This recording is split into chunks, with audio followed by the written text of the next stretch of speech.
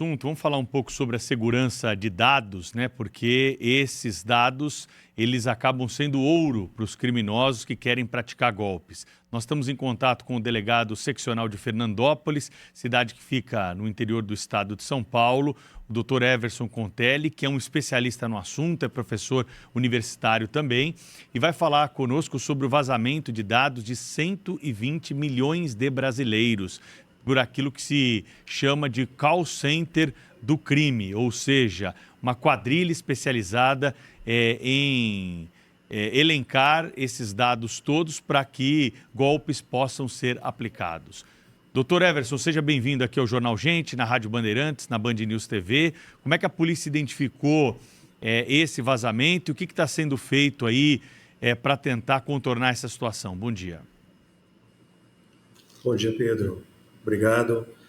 A polícia começa a investigar esse caso em outubro de 2023, quando um outro vazamento relacionado a funcionários públicos, servidores do Tribunal de Justiça do Estado de São Paulo, chegou ao nosso conhecimento e, inicialmente, começamos a trabalhar com este vazamento, mas avançando nas investigações, utilizando as técnicas de inteligência, nós verificamos que esse era só mais um vazamento, porque, na verdade, isso estava ocorrendo, né, com concessionárias de serviço público, bancos, concessionárias de telefonia.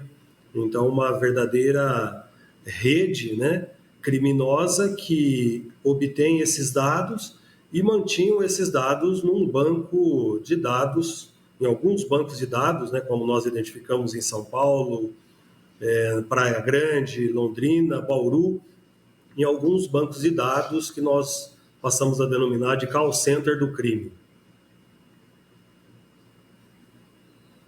Como vai, doutor Everson Contelli? É muito impressionante isso tudo, porque a gente, se os bandidos têm a ousadia de invadir sistemas de Ministério Público, sistemas de segurança pública, etc., do que eles não serão capazes, né? Acho que a coisa mais apavorante é isso, né? Nada os impede, é impressionante como eles são ousados.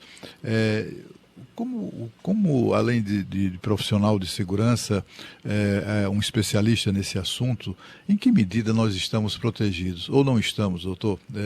Enfim, o que devemos fazer para nos precavermos disso? Eu me refiro ao cidadão comum, né? Ao profissional liberal, enfim, a qualquer cidadão que queira preservar e tem esse direito os seus próprios dados. Sim, em primeiro lugar, o Brasil avançou bastante nessa questão. Nós acabamos de ter inaugurado uma Lei Geral de Proteção de Dados, né? Agora de 2018. Mas mesmo assim, vazamentos continuam ocorrendo e neste volume nós nunca presenciamos, né? Nós nunca tivemos vazamentos nesse volume e nessa frequência como tem ocorrido aí nos últimos 3 anos.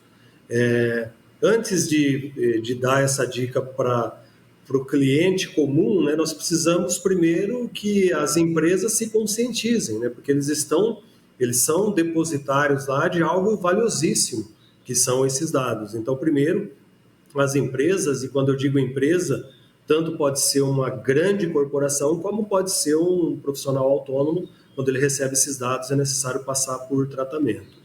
E com relação aos clientes, evidentemente, tomar cuidado onde entrega esses dados e, claro, nós estamos falando de empresas conhecidas, empresas que não revelamos o nome, mas empresas que eventualmente têm credibilidade, mesmo assim os dados vazaram.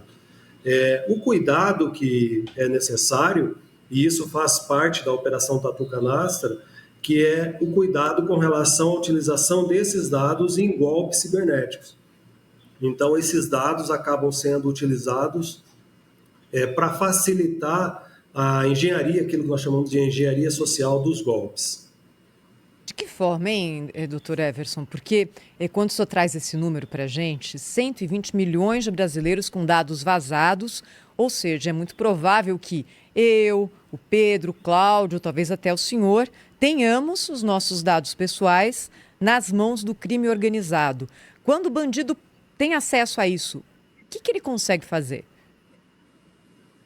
Sim, exatamente. Esses dados nós identificamos que são de interesse de 3 grupos. Primeiro, empresas de telemarketing, empresas relacionadas a consignados e assessorias previdenciárias, e o terceiro grupo, que é o que mais chama a atenção, é o crime organizado.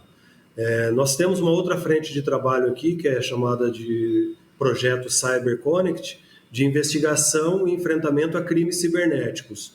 E lá no Projeto CyberConnect nós percebemos que a engenharia social, ou seja, o mecanismo do golpe, tem sido facilitado ou utilizado com a inserção de dados falsos.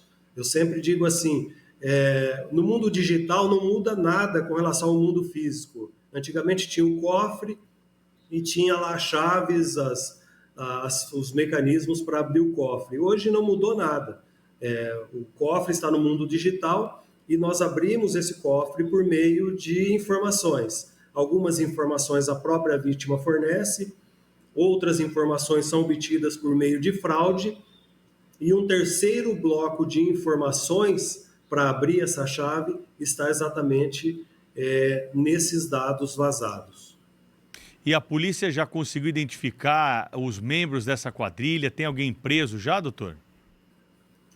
Sim, nós já identificamos 7 integrantes dessa organização criminosa. A Polícia Civil representou pela prisão preventiva. Houve a compreensão inicial de que nessa primeira fase nós deveríamos manter as buscas, né? Mas continuamos trabalhando na análise dos dados, conseguimos recuperar esses bancos de dados e agora nossos analistas estão trabalhando para identificar a dimensão desse vazamento. Dr. Everson Contelli, delegado seccional de Fernandópolis, interior de São Paulo, e um especialista nessa questão de crimes cibernéticos, falou conosco aqui no Jornal Gente para todo o Brasil, viu, Dr. Everson? Muito obrigada. Até uma próxima. Muito obrigado. Precisamos preservar essa questão dos dados aí, viu? Você toma muito cuidado ao receber mensagem de WhatsApp, ligação, qualquer tipo de dado que possa ser vazado, Thaís. Preencher cadastro, né, Pedro? Fica ali na mão dos criminosos, isso acaba sendo compartilhado pelas quadrilhas e é utilizado para a aplicação desses golpes que a gente tanto noticia por aqui. Todas as notícias da manhã você acompanha aqui na nossa programação no Jornal Gente, na Rádio Bandeirantes, na Band News TV. Rede Bandeirantes de Rádio.